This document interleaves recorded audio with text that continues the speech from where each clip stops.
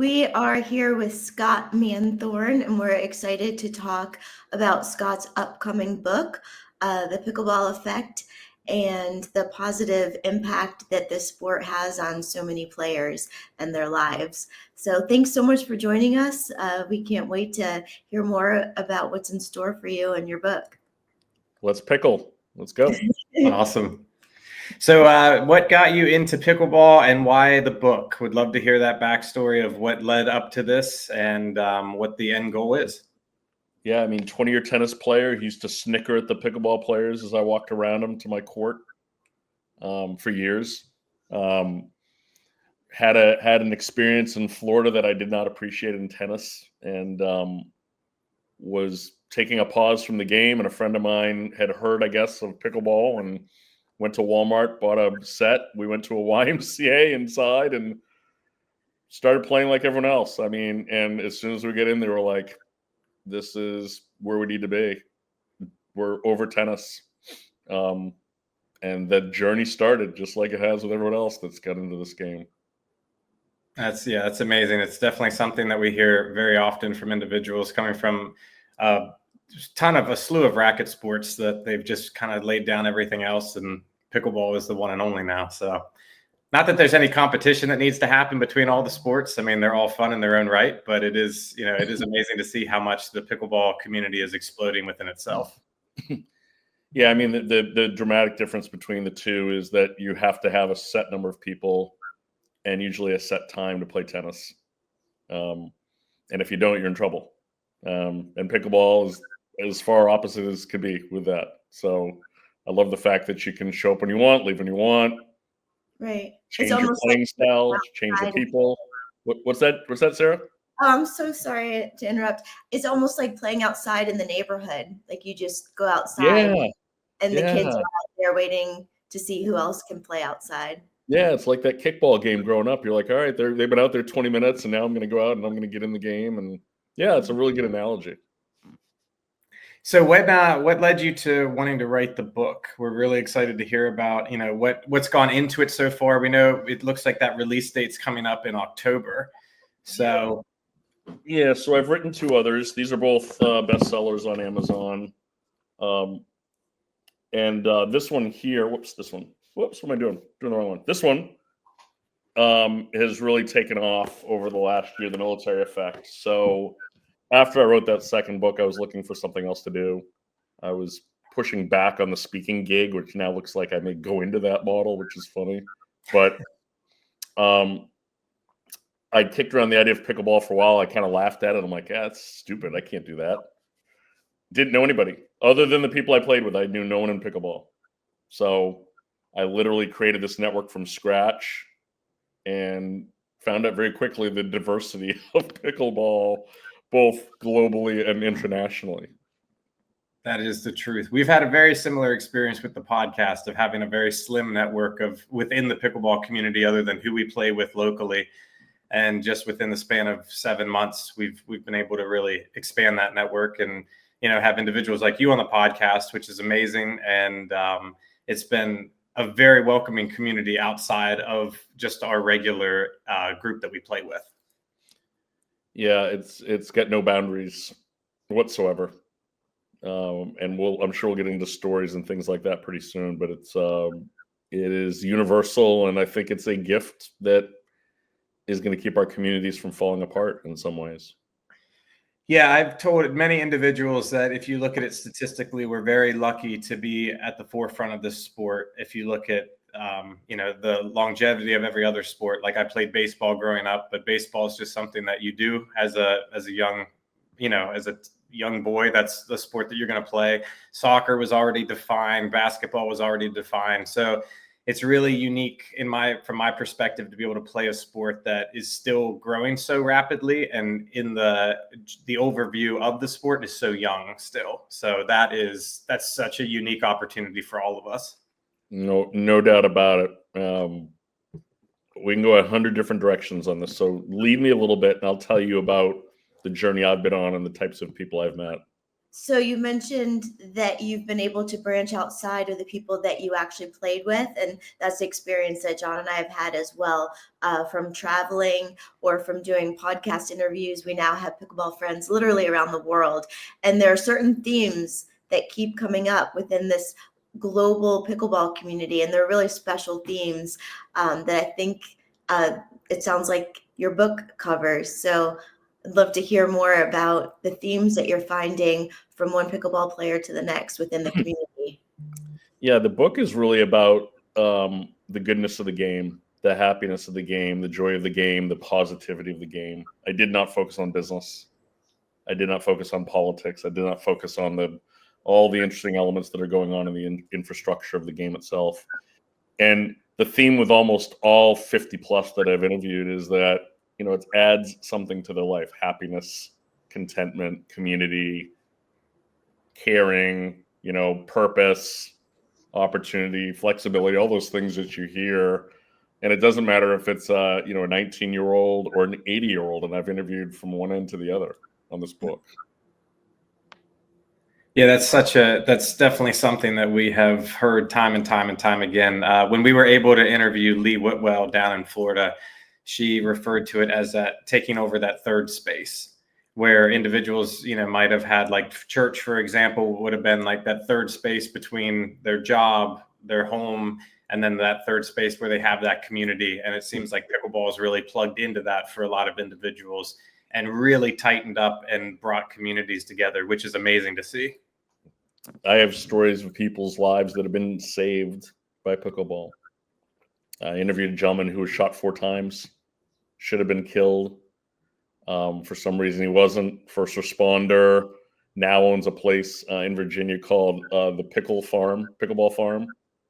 I have another friend who is a bit actor on The Sopranos, and he was a big boy when he came out, and he's lost about 100 pounds playing the game, saved his life. Have another friend who's a celebrity chef, and she was kind of housebound because of her lifestyle and raising a single daughter. She created a pickleball court in her basement of her home and came up with a mini kind of model, and the kids could play on the side and the parents could play in the middle, and they could have a play date and play pickleball. And it turned into a social universe for her that she didn't have otherwise. So the stories, they don't end. There's another gentleman that was an Army veteran. He was in Afghanistan. He was on patrol. His car hit an IED, really effed up, came back to the States, battled for years, went into bad places, went into rehab, and there was a pickleball activity going on at rehab for the VA, saved his life. No question about it. So the game is so much more for some people than just an activity. It's literally an extension of life for them. It's amazing that you hit on that topic of rehab specifically, because we've been able to interview an individual as well who went into rehab, and pickleball is what literally saved his life in rehab. And when he came out of rehab, he immediately went to an indoor club, signed up, and he plays weekly, like almost daily now. Yeah, pretty much daily. Yeah. And it's keeping him sober now, years later, playing every day, which is a sport he only discovered in rehab, and it has saved his life. And I think, the simplicity of this is that you say pickleball, you smile. That's the beginning of what this is, right? Maybe you laugh, maybe you giggle. It doesn't really matter, right? It's the beginning of what the game is, which is not about 11-0. It's about the interaction with people. Removing the technology barrier, removing all other barriers, and just putting a person next to a person for simple conversation.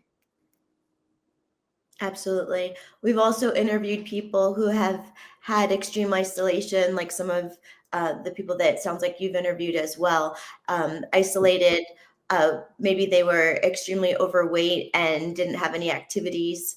We also teach pickleball, and we've had a couple students in that way, and they've discovered pickleball, and they're leaving home, leaving their couch, getting active, socializing again, because they felt that they might not be welcome in other places that could be social, because they were extremely self-conscious. a couple people in extremely abusive domestic situations and isolated due to their relationships at home. And we're able to find that social network with the friendly pickleball community.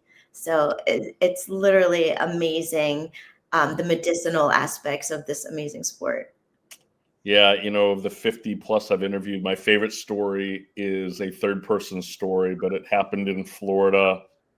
This group would get together every morning, older individuals, we'll say in Vero Beach, I'm not sure where it was. And over on the sideline, they would see this man from far away that would be kind of watching and observing them. And most of them kind of knew of this person as a homeless individual, but they didn't know who he was. And he had a prosthetic. He was not in good shape. And every now and then he'd get closer and closer and closer to the court. When he got close enough, someone playing asked him if he wanted to come out and play. And I think it took a few times, but he finally came onto the court and played the game. Long story short, he became enveloped in this pickleball community. They saw the challenges he was facing in life. They helped him get a prosthetic that worked. They helped him find a place to live. They watched him change from this person that was gone to a person who was something, and now he's become an important mainstay of this community in this town. So important that everyone will ask, if he's not there, where is he? This is Wow. this is a center part of their pickleball day, is saying hello to this man and being part of his life, and now he's part of theirs. That's badass. That's amazing. Yeah. Right? Yeah, not many other sports you hear stories like that. That's for sure. No, and I don't know philosophically or religiously or intellectually why this game drops barriers. I don't know why people gravitate back towards what they are, which is human, compassionate, thoughtful, with gratitude. I don't know why, but it seems like those words go hand in hand with the paddle. And, yes, there are people whose personalities are abusive. Yes, there are things that happen on courts, but for the most part, if you walk onto a court, you're going to leave with a smile. That's a topic that we have talked about because we have also tried to figure that out. Why pickleball? Because we've been involved in so many other sports as players, or me as a parent and a player. And then we come to pickleball, and that theme is wide sweeping in all the pickleball communities that we've traveled to. And just our park at our home courts, there's 6 courts. They're like, the top court is probably 4-5 to 5-0. The bottom court might be high school kids with a paddle they just bought at Walmart. The theme on all the courts, it doesn't matter the level of play or the age, there's laughter coming. No matter how competitive and intense the games are, there's something about it. And I think it starts with, there is a very low barrier to entry. So anyone can make contact with the ball. It's not as hard. Like a beginner tennis player might never have a rally. One shot here, one shot there. Whereas you can be an absolute beginner to pickleball, and on day one, you can have a rally. And there's something actually fun about hitting the ball and hitting it back and forth. And even if you have no athletic background, no balance whatsoever, you can still be out there just laughing. And it doesn't matter what level, whether you just got your paddle off the Walmart shelf or whether you're a 5-0 player. And I think the true stars of this game, Sarah, are the 2-5s. I really think that the senior women, senior men that have been quietly playing this game for years are why we're where we're at. Because to them, it's never been a game. It's been a community. It's been an interaction. It's been a way to stay active, and it's been simple. And I think it came out of that senior circle, those senior moments, and came down. Because that's what it is. It's just simple community. And you've heard stories of people who, go to clubs or go to courts, and they're there for way longer than they would be playing because they feel like they're part of something. They're in a pop-up community for the morning, right? Or whatever it is, but it's way more than the 5, 6, 8, however many games they play. I honestly think that the game has almost nothing to do with the outcome. Right. We've actually toured a lot of indoor membership-based clubs as well throughout the United States. And one aspect that we have found is the most successful business models are the ones that cater to the socializing off the court. So the lounge areas, not just the court. So obviously court surface and spacing, very important. But the lounge areas and that welcoming feel that the players have to linger and socialize off the court, that's paramount to the success of a pickleball facility. Again, you could go on with hundreds of stories about how that works around the country. I interviewed Ashley and Patrick, who own the Orchard in Arizona. That was the home for Breaking Pickleball, which is on Amazon Prime. And, you know, they built this court system not to turn it into a member club. They turned it into a home. And it's a place where you go and you hang out. And yes, they did have a 13-week pro tournament that they did on TV. But if you ask them, it's really just a place to chill out. And it's nothing that they need to turn into a revenue producing engine. It's their second home. Right. So tell us more about your book that's coming out in October. What type of format is it? Are you interviewing players, or are they submitting essays, or what does your book entail? So every interview is conducted like this. The stories will end up being probably 1,500 to 1,700 words each. And there are going to be stories that I'm hearing from each of the individuals about the game and how the game affects their life. I've interviewed tour players, celebrities, athletes, business owners, influencers, really across the board. So everything from a Heisman Trophy winner to a celebrity chef, everything from a 19-year entering pro to an 80-year exiting pro, right? It's been extremely diverse in the individuals. And my interview today is with I think Chicken and Pickle, and that'll be Kelly Aldridge, but she's really running the foundation for them. So that'll be an interesting conversation around how the foundation is impacting the community. That's amazing. So where can individuals keep up with you as far as the book goes? Like we want to make sure that, you know, people have a clear understanding of when it's coming out, how to follow along with your story. That would be great to know. Yeah, you know, I wish I could tell you that answer, but the official launch party will be at the US Open next April in Naples. Okay. So I'm not worried about them finding us. Because we'll have quite an uplift into this launch of this book. I've got a number of social media influencers that are in the book, so it'll be easy to find once it's brought out to the universe. Right now, I have an Instagram page, the Pickleball Effect. That's probably the easiest place to start to follow us, but nothing else has even been produced yet. And unlike a lot of things in this industry, I'm taking my time to bring this out, and when it's ready, it's ready. That's awesome. You know, I'm not going to follow the Wild West moniker of everything else that's going on, and I'll bring this book to the market when the book is finished. That's amazing. So after this book, do you have any other goals in pickleball? I mean, is this the one and done book, or do you have other projects that you have in the back of your mind that you'd like to pursue once the book is completed? Well, I'm helping to put on a friendly pickleball tournament between West Point and the Naval Academy in December. Wow. And I really want to continue to bridge the military community with pickleball. So we're looking at setting up some type of model that supports the 120 rehab centers in the country with pickleball activities.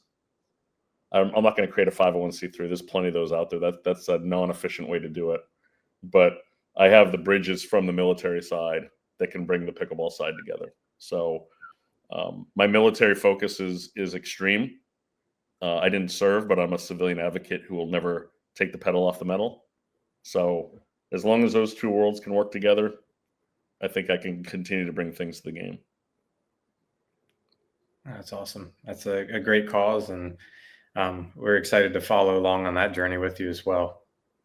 Yeah, and you know, I think it's interesting when people are going to see some of the social that's out there, like Dream Breaker, Like this movie Pickle Heads that's coming out with Jared Bonner, or the mockumentary that's on the way out. There's a reality dating show that's on its way out. There's a lot of things coming out into the market. Obviously, the Dink has been talked about for a while, and that's quietly being built.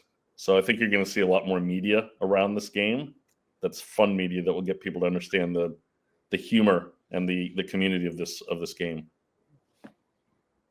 I'd love to ask, based on that too, how do you see the game? Do you see the game changing as far as those community aspects go as more and more individuals get involved?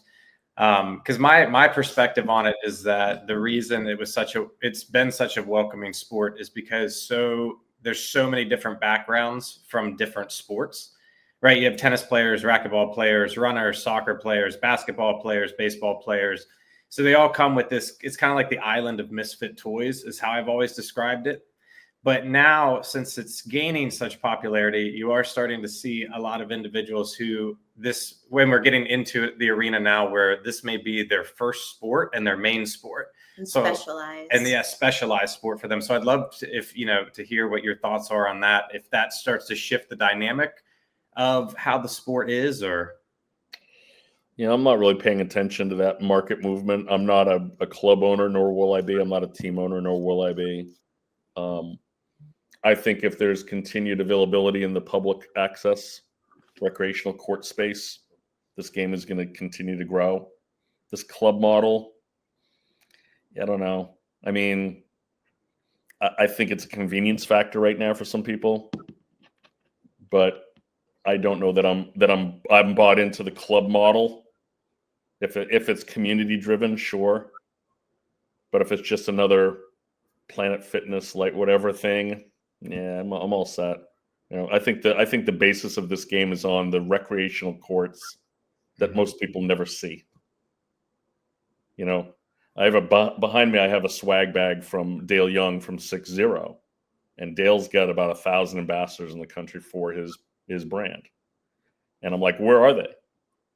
He's like, they're you guys. They're in the market. They're on the court. That's where his stuff is sold.